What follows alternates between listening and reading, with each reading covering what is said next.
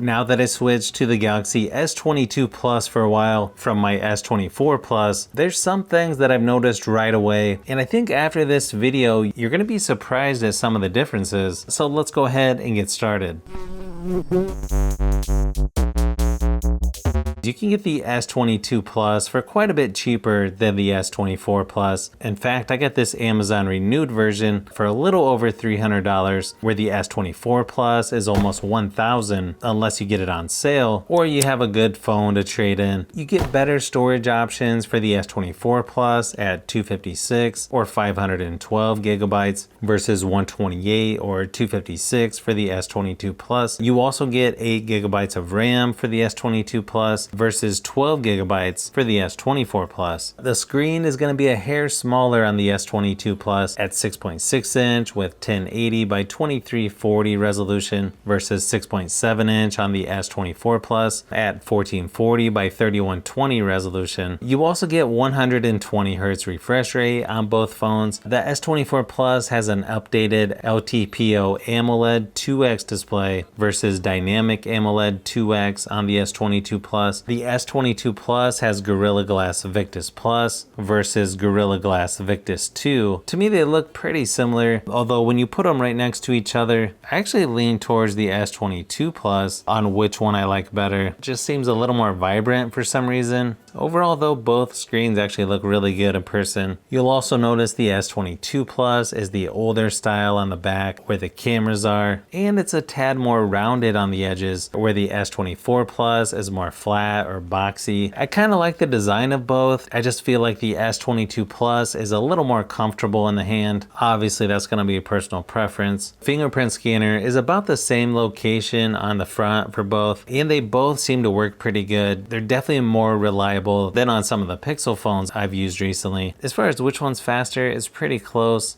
Now, probably the biggest difference in my use is definitely going to be the battery life. The S22 Plus lasted only 8.5 hours versus over 16 hours for the S24 Plus in the same battery drain test at 100% screen brightness, which is pretty crazy to see the difference. And so far, that's sort of what it feels like in real world use. I can easily get a couple days on the S24 Plus without much trouble, where the S22 Plus is probably just enough to last one full day. Of course, if you charge your phone every day, it's probably not that big of a deal. Nice thing is both phones have up to 45 watt fast charging as well, and wireless charging for both. But if you want the phone with much better battery life, you'll want to go with the S24 Plus.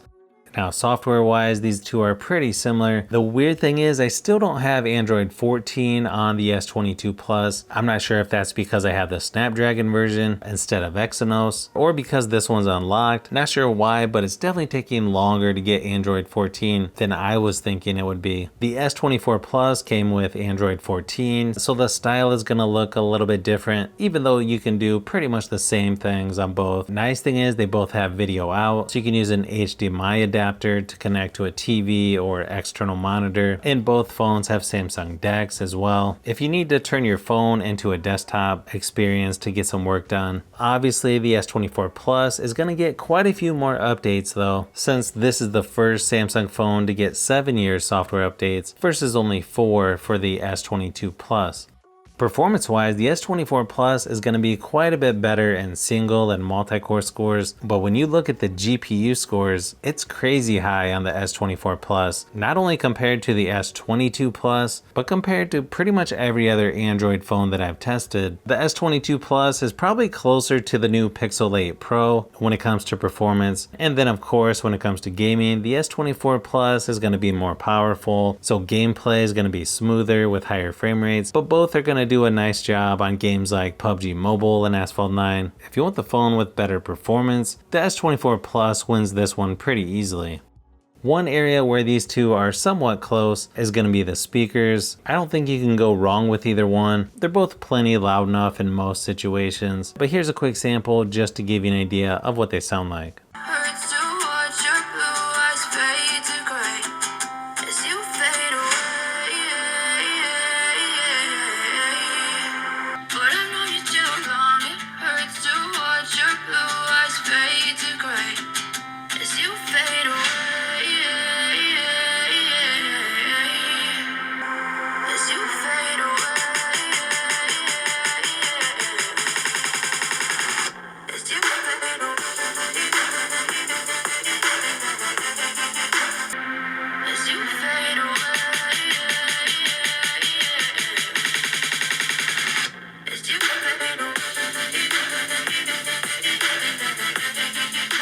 As far as cameras go, these two are fairly similar. They both have a 50 megapixel main lens on the back with a 10 megapixel telephoto and a 12 megapixel ultra wide on both phones. A slight difference on the front, you get a 10 megapixel on the S22 Plus versus 12 megapixel on the S24 Plus, and could be a tad bit better overall in photo and video quality. I do think the S24 Plus feels a little bit faster as far as shutter speed goes, but here's a few samples of each just to give you an idea of what to expect.